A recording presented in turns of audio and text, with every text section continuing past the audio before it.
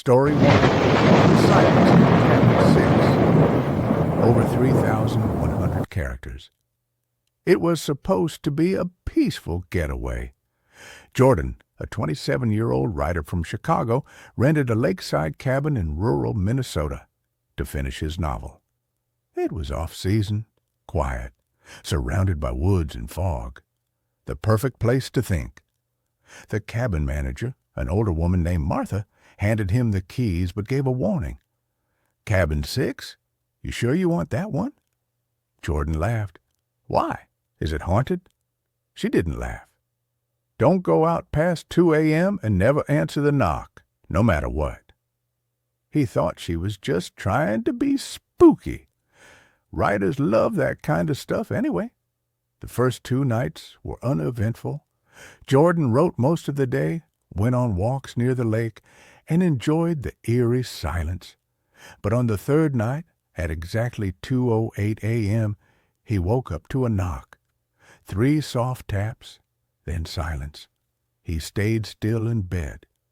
Remembering Martha's words, he didn't move. Again, 3 taps, then a low whisper near the window.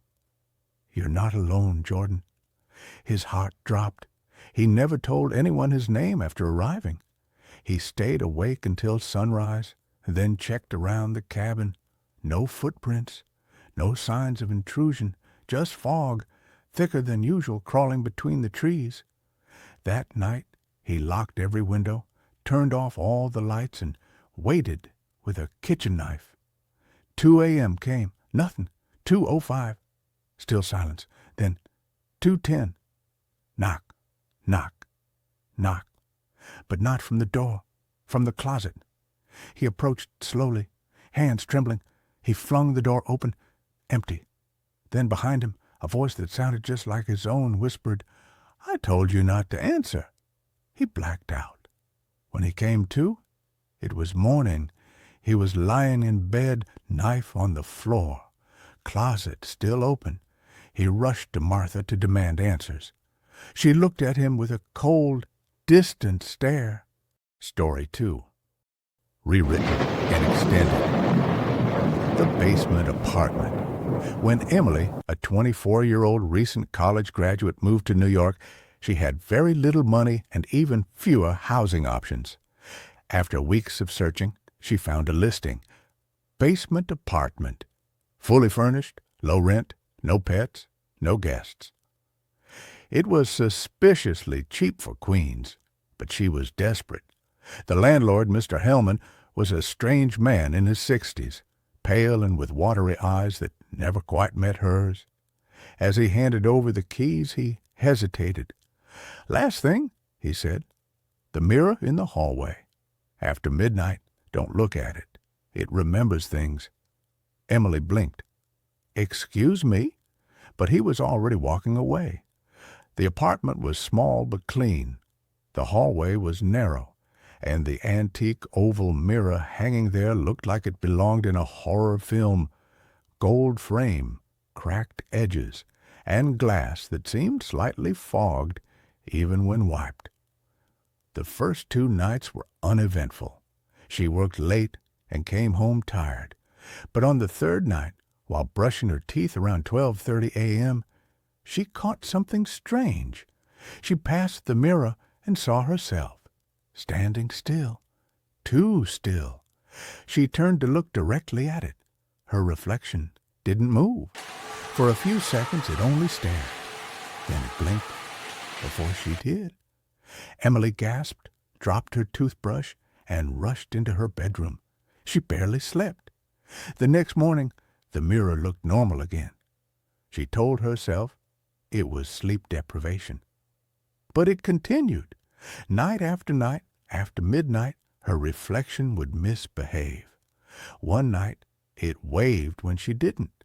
Another night, it smiled, slowly, unnaturally, while she cried. She tried covering the mirror with a towel. By morning, the towel was always folded neatly on the floor. On the 7th night, she filmed it on her phone. But when she played it back, The mirror didn't show her at all, just a dark hallway with a faint whisper on the audio. "Let me out." Terrified, she went to confront Mr. Hellman. His face turned pale. "You looked at it?" She nodded. "I warned you, it remembers everyone who looks. It tries to become them." "What do I do?" "Leave, tonight. Burn everything you brought with you." That night, she packed her things and planned to leave at sunrise. She avoided the mirror, didn't even glance. But at 2:44 a.m., she heard her front door creak, then footsteps, slow, barefoot, then breathing. She grabbed her phone, turned on the flashlight, and stepped into the hallway, and froze. Standing in front of the mirror was herself, not a reflection, a version of her with hollow eyes, cracked gray skin, and a twisted smile. The thing looked at her and whispered, in her exact voice, "You look too long." It lunged. The next morning the apartment was quiet. Mr. Hellman came by and found the lights on, bags by the door, but no Emily. He sighed, picked up the fallen towel, and looked into the mirror. Emily smiled back. Story 3. The Whispering Woods plus 3,400 characters. In 2019, a man named Alex Turner, 32, an experienced solo hiker from Oregon, disappeared in the Black Hollow Forest, an area known locally as the Whispering Woods. What you're about to read comes from entries found in his journal, recovered from a waterproof bag tied to a tree near the edge of the forest. Day 1. Arrival. The forest is dense, untouched. I've hiked plenty of trails, but this place, it feels different. Too quiet. No birds, no wind, just silence. I found an abandoned ranger station where I'll set up camp. Inside, dust covers everything, but there's a map nailed to the wall with certain trails crossed out in red. I plan to follow one tomorrow. Day 2. The first whisper, I walked 7 miles today. Everything is dead silent. But around dusk, I heard something. A whisper, very faint, like a voice being carried on wind that wasn't there. I stopped and looked around. Nothing. But when I turned back to camp, I saw my own footprints leading off the trail, even though I hadn't gone that way.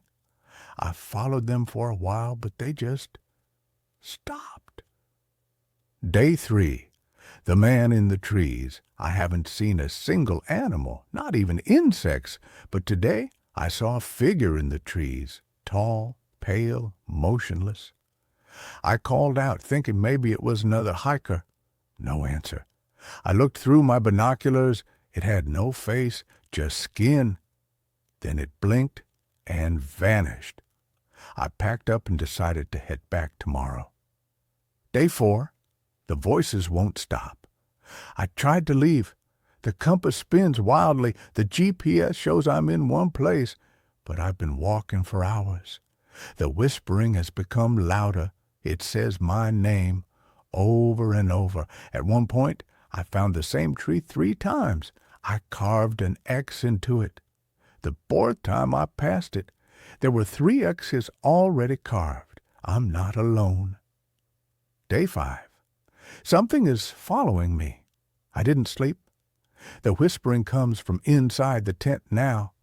I stepped out at 3 a.m. and saw a pale figure standing at the tree line. It whispered my name, but its mouth didn't move. I threw a rock. It split into smoke. When I turned around, my tent was gone. Day 6. Last entry. I don't think I'm going to get out.